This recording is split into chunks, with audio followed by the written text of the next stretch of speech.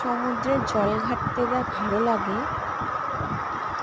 আমার তো খুবই ভালো লাগে। জানি না কার কি, আমি তো দেখেছি সবাই পছন্দ করে খুব সমুদ্রের জল ঘাঁটা। আমার তো দারুণ লাগছিল।